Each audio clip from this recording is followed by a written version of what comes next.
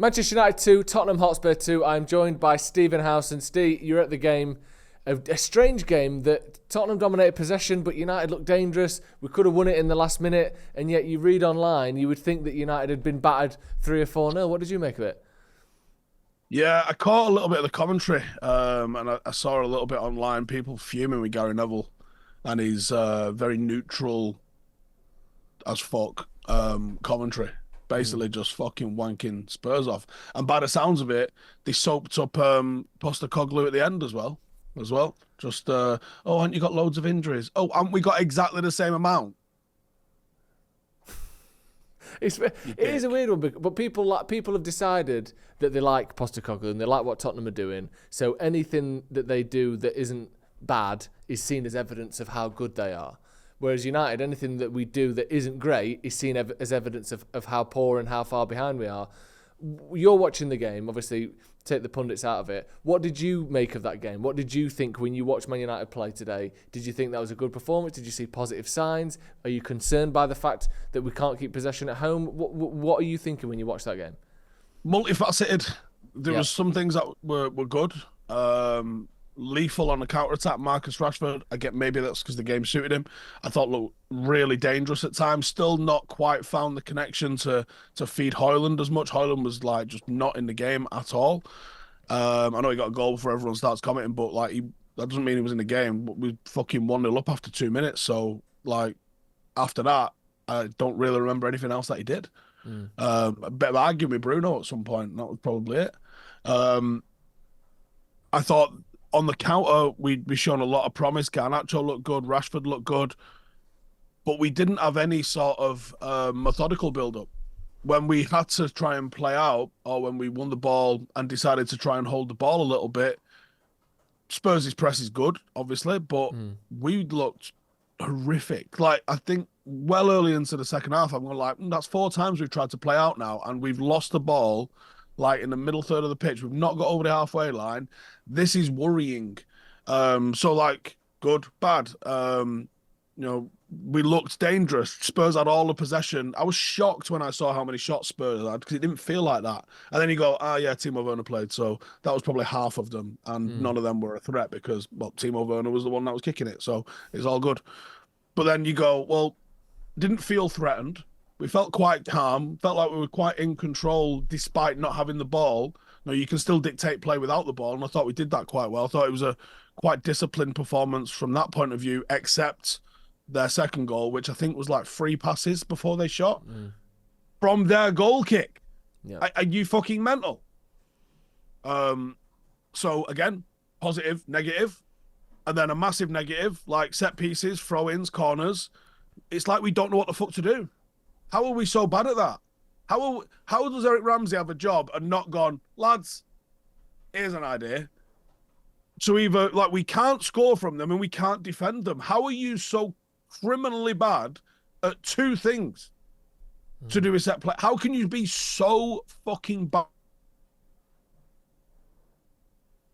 Like, I'm befuddled by the entire Stretford end who cheers when we get a corner. And you're like, I would rather cheer them getting a fucking goal kick than us getting a corner because I think we're more likely to score from that. You're supposed to be able to score from 30% or something. Someone mentioned this to me on Twitter during the game. I think they said Ralph Rangnick mentioned this. Well, actually, have I got the book here? Oh, I only have. Excellent fucking book here by Raphael Honigstein, Das Reboot. Talks about the German national team in 2014 and how they were undercooking how many goals they were scoring from set plays because it is meant to be about a third. So if you're not scoring a third of your goals from set plays, you're leaving points on the table. When was the last time we scored a fucking goal? 26th of May, 1999. Last time we scored from a fucking corner. Feels like it. So if you're not scoring 30% of your goals, then you're doing something wrong. Well, we're nowhere near 30% of our goals coming from set plays. We might fucking concede 30% of our goals from set plays. Feels like more, if probably anything. More, yeah. But like, we are failing in some real fundamental areas, it feels. Garnacho goes to throw Højlund when Højlund's made an offside run when he's got a throw in, and it looks like Garnacho stops because he sees him offside. Well, you can't be offside at a throw-in. Throw him the fucking ball and let's get this attack going. Did he not know? If he doesn't know, that's ridiculous. Why doesn't he know? Why don't we have half an hour a week? I'll tell you what, United, I am available and I am extremely cheap. I might even be free. I will come and do 30 minutes of shithousery with you every single week. Here's the Stevie Howson's dark art session. Come on down, right? Here's how we're going to just fuck about. Because it's ridiculous that they don't know these things. Absolutely ridiculous. And then again, negative. Positive, I saw Alessandro Martinez. Yeah. And I saw him play a ball from front, back to front. And I was like, oh yeah, you're allowed to do that, aren't you? That's possible, yeah. You can actually do that. I thought he was a positive when he came on. Just that, other than Mainu, no one seems to have this like time on the ball and this sort of composure that he has where someone's near him and he'll just turn the other way and there's space that way, so he just goes that way. Everyone else is, oh my God, there's someone near me, I've got to release the ball.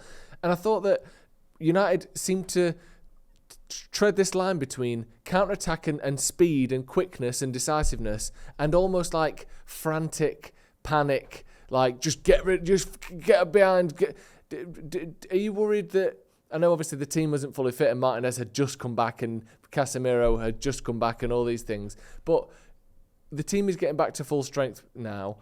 Are you worried that we won't see these steps that we need to in terms of turning like tonight into good, bad, good, bad, good, bad, to actually 3/4 of what we saw was good and only a quarter was bad? Because we saw a handful of performances last season where it was like that, but this season we haven't really seen many at all. Do you think get the players back and those performances will come, or do you think something else has to change here? Something to do with the tactics, something to do with the personnel? What do you think has to happen to go from what we saw tonight, which wasn't that bad but wasn't that great, to actually that was a really good performance from Man United? Well, we've had, I think, 2 this year. Was it like Chelsea, Villa, maybe? Yeah. Maybe the Crystal Palace in the League Cup or something like that. But ultimately, yeah, it's been few and far between. It's not even been one a month. No. Not even one a month have we put in a good fucking show in. So that's not acceptable. I think getting the personnel back, I think Martinez alongside Ryan, I think Johnny Evans deserves a fucking medal. And I know he got knighted or whatever the fuck it was at Christmas. So congratulations to him on that. It was a CBE, wasn't it? I don't know what it was for, but I think it was for his performances this season at United, because they've been a joke. Like, he's come in and done an absolutely stellar job. Absolutely stellar job. So well done, Johnny Evans. But let's have Alessandro Martinez take it from here. And then if he gets a knock again, you can give him the night off if he needs it. And that's what a backup centre-half should be doing. And I think the entire United fan base would recognise Johnny Evans' contribution, but also want to see him on the bench and Martinez playing. Because then, it's weird to say this, but last season, a lot of our attacking potency did come from moving the ball from back to front a lot quicker. And that is Martinez's game, man. That's what he's all about. He's also about absolutely fucking destroy you and Muller, but he is about, when he gets on the ball, he's ridiculously incisive. He's always forward thinking. Yeah. And then you put Casemiro in there, he is a level up on Eriksen or Scott McTominay. And then you're going to look at Casemiro alongside Mainu. They might eject me for having no pants on inside the Stretford end if I get to see that for an extended as they should, period. But as you should as well. I think you're both within your right to take your pants off and then get kicked out. Just talking about Martinez. I do worry the attacking output's still not there. Yeah, that's where's the 30-goal Marcus Rashford we hadn't seen? Where's Højlund's goals? Yes, he scored today before everyone fucking comments, but he should be in double figures by this time of the season, realistically, and he ain't. And when's Anthony and/or Garnacho going to start contributing on a regular basis? You look around the rest of the league, the rest of the people that we're competing with, you've got people throwing in, a goal or assist at least every other game. We're nowhere near that. And Bruno's potency has just he's had his wings clipped in a fucking big way this season. He's a very, very frustrating player when he's not contributing. You accept it when he's just shitting assists. And when he's making chances left, right, and centre. But, how many times can you say that you saw Bruno throw a ball in for Højlund? The guy's starving up front. So, there's, again, pluses and negatives. I think getting all of those players back, maybe we win that game 2-0 today because you're better defensive with Casemiro and Martinez, and maybe you're a little bit better at set plays defensively because Casemiro and Martinez are in there, and maybe you don't allow fucking Tottenham free passes to go and walk through the defence and score a goal for the second one. So maybe you do score the goals that we scored, but maybe you start not conceding the ones that we conceded. And I hope we're going to talk about refereeing, because I swear to you, Boo Boo, this was the worst refereeing performance I have seen since the fucking prisoners of war against the Nazis in Escape to Victory. It was a fucking disgrace. Joke. Just go and talk about that, because no one's mentioning this, by the way. I think Garnacho should have had a penalty, but other than that, this really? isn't a You big and the rest of talking the point. fucking world, Joseph. Yeah. What was that about? How is that not giving? Just two arms around him, stopped him running toward the ball. And you think of the one Højlund got given against him against Rodri in the derby. It was much more of a penalty than that. Talk to me about this ref then. It wasn't just that, man. Aaron Wan-Bissaka's yellow card. Yeah, just tackled him and won the ball. It was so many small decisions that if I air them on here, people go, he's lost his damn mind. Yeah. But there was loads of little things where I go, well, that's not right. There was an offside in the first half, which someone's played at. It's offside. We've had to go recover. It results in a corner, and you think, imagine they score from this. You're not going to go back and change the bullshit offside decision that you give. And this is the frustration about VAR. It's extreme accuracy, kind of. Like, yeah. It's extremely fucking accurate when it wants to be. Yeah. But like that throwing was the wrong way around, but who gives a fuck? Like there's a butterfly effect to every fucking decision that you make on a football pitch. And they fucking annoy me. They fucking annoy me. Yeah, the ref was the Garnacho one. I was saying it on the watch along. I think if he's facing goal and he stops him from having a shot by pulling him back, you get a penalty. But for some reason, because he's just facing the other way and he's facing toward the corner flag pretty much, or out of the box, you don't give it. But he's literally got two arms around him and stops him running. That's a foul. Rodri didn't even have the ball. No, Rodri was running off the ball and Højlund put one arm on him and he got a penalty.